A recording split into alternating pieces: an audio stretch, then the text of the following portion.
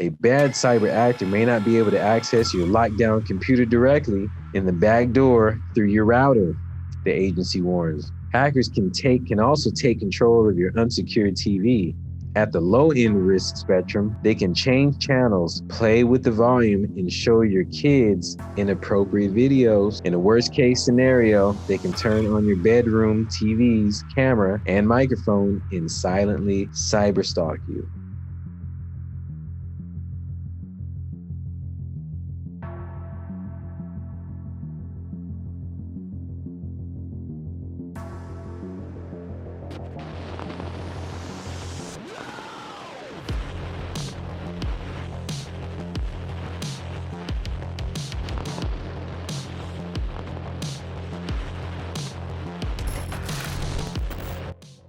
I just want to talk a little bit about mobile data security and also ransomware.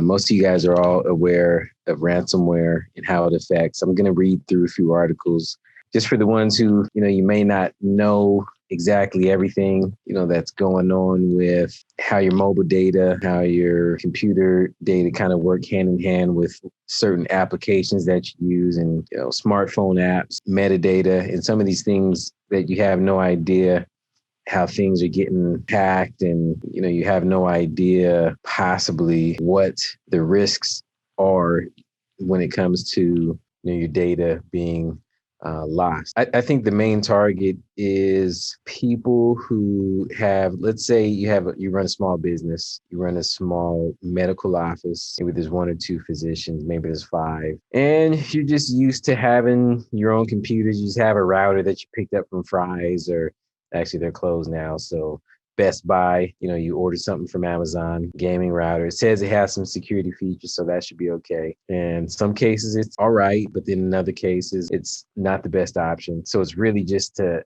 provide some insight, so that way you have a little more awareness and you understand how to protect your business, the information for your patients, etc. So I'm just going to share my screen and start talking away here. I'm going to talk a little bit about mobile CPUs. All right. And just a comparison, because people say, oh, it's my smartphone. It's my smartphone. I would really consider, when you're thinking of your cell phone, don't think of your cell phone as a cell phone. Think of it for what it is. It's a mini computer. It's portable. I remember there's a time when people would say, oh, I have a Mac. I don't need antivirus. Yeah, I'm running Apple. I have a Mac. Yeah, they don't get viruses. So now I think it's kind of, when you look at what's happening today, it's like, oh, it's my mobile, it's my cell phone. I don't need antivirus. Just about the same, right? Mobile CPUs are now as fast as most desktop PCs. This article, it's on howtogeek.com. I just pulled up some random articles just to give some context, so you kind of have an idea. But Apple says its new iPad Pros are faster than 92% of all laptops, tablets, and convertible PCs sold in the last year. And yes, that includes PCs with Intel Core i7 processors. Mobile CPUs are becoming as fast as desktop PC CPUs. Never mind laptop CPUs. Sure, an iPhone or an iPad isn't going to replace your desktop PC anytime soon, but that's just because of the software. The hardware is ready. Just think what we can do with better mobile software, or even with a Windows 10 on ARM PC running one of these new chips. Now, I want you to keep in mind this article, October 31st, 2018. We're now in 2021. Okay. I like to see the continuation of this article. What else is going on now? Right. So how do we think of our iPhones? How do we think of our Androids? The new Galaxy, the new S series, the new iPhone 10, 11, 12, where are we at? How do we view these phones, smartphones? Do we see them as cell phones, smartphones, or do we see them as what they are, mini computers. Do we have so much confidence in them that we don't need any type of security protection on them? Antivirus or some type of, network threat detection. I think it has to be reconsidered, especially mentally. Most of these attacks, they're coming from, various places, and a lot of them are phishing, and someone has to figure out how to trick you into clicking something. Think about that, all right? And I think the next topic, let's talk about metadata. A lot of people are not aware of metadata and how it affects your laptops, how it affects your desktops, your cell phones, who has access or what has access. So now we're talking about web apps, smartphone apps, the phone, the device itself, the computer, the portable computer, the mini computer. It's real important to understand that there's more than one way for a hacker or for data to mysteriously leak. Let's skip this one right here. This one, yeah, this is a database leak. It contained metadata related to a huge amount of emails. We'll come back to that one. I think we need to just have another video talking about metadata, but this is a pretty good read if you want to take a look at it. 8.4 terabytes in email metadata exposed in university data leak. That was huge. This was in 2019. But what I want to talk more about is some of the HIPAA breaches in the medical field. Just to give you an idea what it's like in medical and data, okay, healthcare. A settlement has been reached between a coalition of 41 state attorneys general and American Medical Collection Agency to resolve a case stemming from a data breach involving the protected health information of 21 million Americans. The data breach was the largest healthcare data breach to be reported in 2019. Align health ransomware attack impacts tens of thousands of patients. March 4th, 2021. Harvard Eye Associates pays ransom to recover healthcare data stolen in hacking incident. Wow. That was February 22nd, 2021. U.S. healthcare data breach report shows breaches increased by 55% in 2020. And this is on NetSec. You can check this one out also. These kind of articles you can read all over. It's not like someone just, posted a bunch of articles to kind of bring fear mongering to people and scaring them into some type of, McAfee or Norton, anti-ransomware. This stuff is really going on. Everyone probably knows someone who's been affected by ransomware, and maybe they're not talking about it, but if you ask them, just take a poll. Hey, you know anyone who's had ransomware? The answer is probably yes.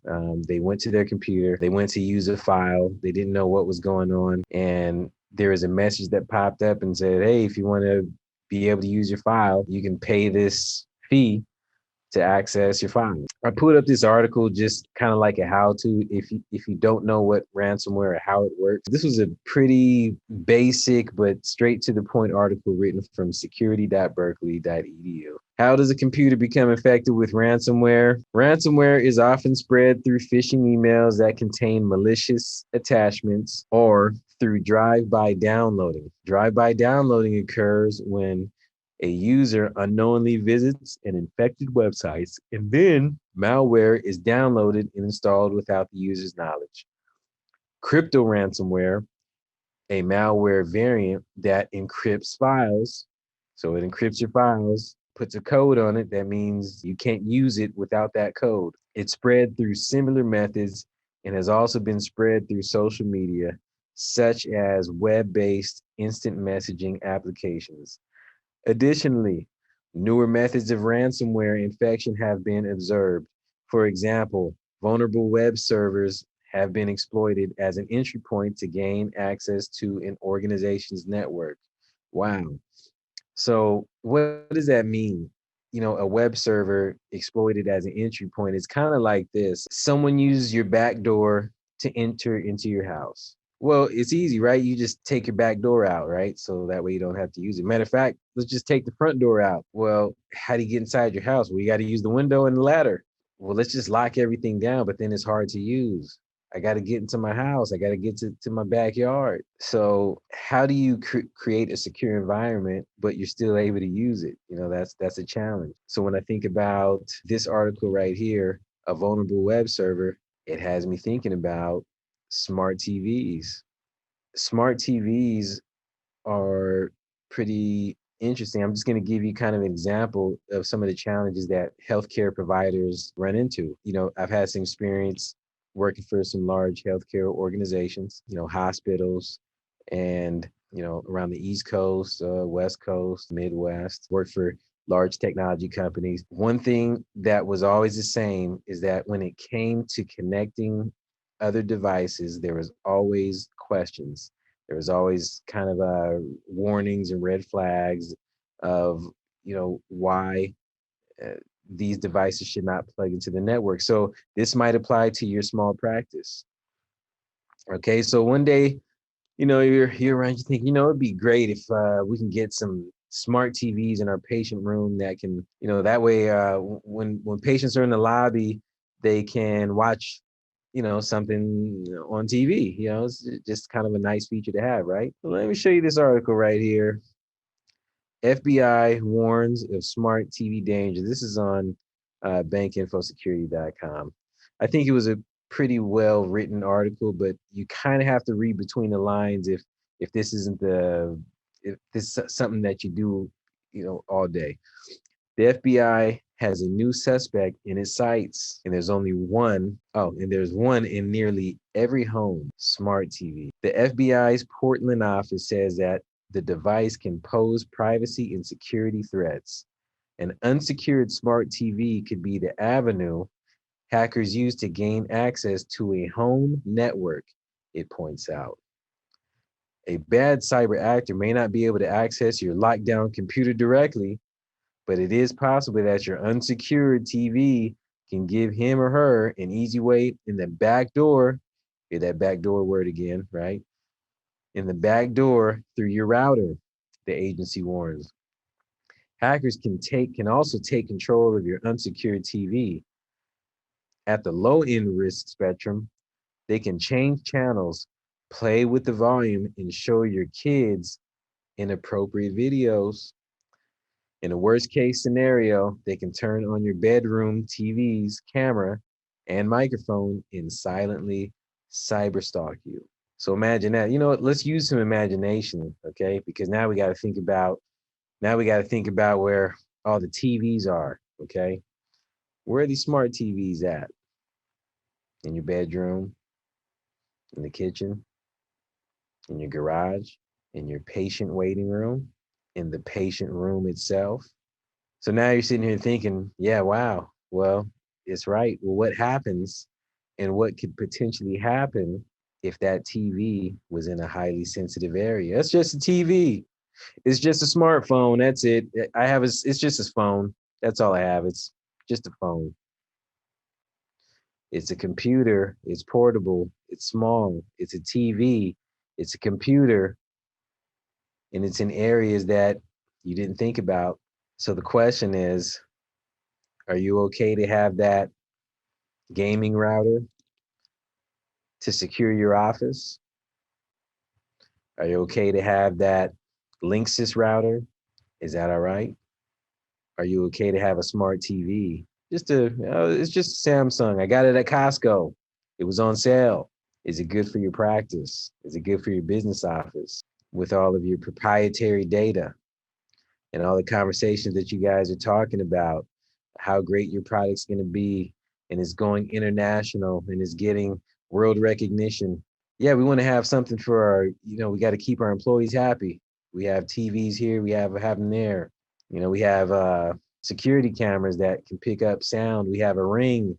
We have these cloud-enabled devices. Did I mention Alexa? So sometimes the question is, if I were to think about how to secure my organization, the first question that I would think of is what is at risk? Okay, so healthcare, we're talking patient data. Maybe for a financial institution, we're talking personal identifiable information, right? And then maybe for some type of high tech company, Maybe it's really just proprietary, or we're talking important intellectual property. What's important to your business? What makes your business, a safe place for your clients? Okay, is it credit card transactions? Is it records, financial purchases from your company, from your business? Something to think about. Ransomware kits. Let's go back to our mobile phones. Yeah, just our phones, just our phones. This was an interesting article that was written by, I think, let's go to this McAfee one. This was pretty nice. And again, use your imagination here, okay? One of the fastest growing areas of cybercrime is ransomware, a family of malware that takes a computer or its data hostage in effort to extort money from its victims. Ransomware is responsible for damaging or destroying computer, cell phone, computer files, and causing loss of business for enterprises with compromised computers. You can help avoid this growing online danger by learning more about how ransomware targets victims. Here are some of the ways computers and mobile devices can be infected: links in emails or messages in social networks. In this type of attack, the victim clicks a malicious link in an email attachment or a message on a social networking site. Pay per install.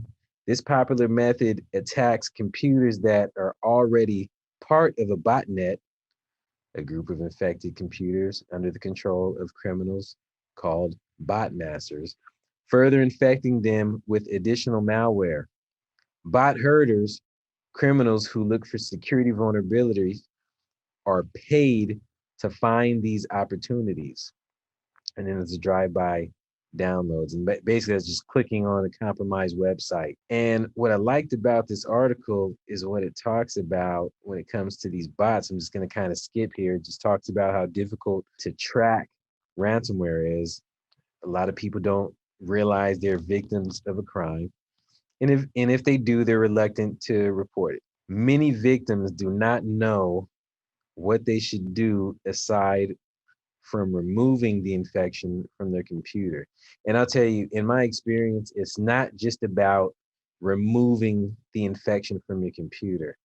You are a lot better completely wiping that computer clean and starting all over fresh. And hopefully your data is already secured in a secure location, so you do not have to worry about wiping that computer clean, because the possibility of reinfection is always there. Now, here's what I really want you to pay attention to, and we're going to conclude it after this because you might need to think about this. Ransomware continues to evolve.